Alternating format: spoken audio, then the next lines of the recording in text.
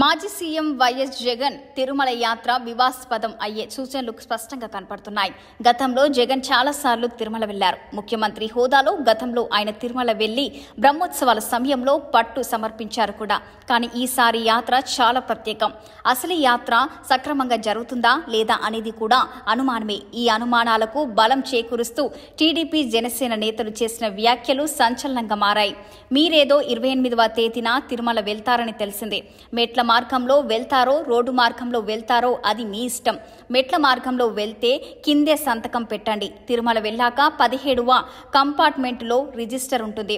అన్య మధ్యస్థులు స్వామివారి దర్శనం చేసుకోవాలంటే అందులో సంతకం పెట్టాలి.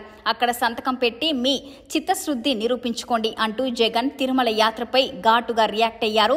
మంత్రి పయ్యవుల కేశవ్ చిత్తశుద్ధి నిరూపించుకోవాలంటే జగన్ ఖచ్చితంగా రిజిస్టర్లో సంతకం పెట్టాల్సిందేనన్నారు.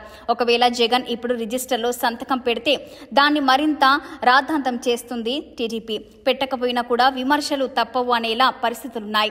లడ్డు వివాదం మొదలైన తర్వాత సీఎం చంద్రబాబు కూడా జగన్ పై ఇదే తరహా వ్యాఖ్యలు చేశారు.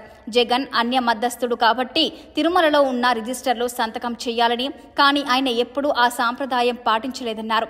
గతంలో సోనియా గాంధీ, అబ్దుల్ కలాం కూడా సంతకాలు చేశారని, వాటికంటే జగన్ గొప్పవారా అని ప్రశ్నించారు.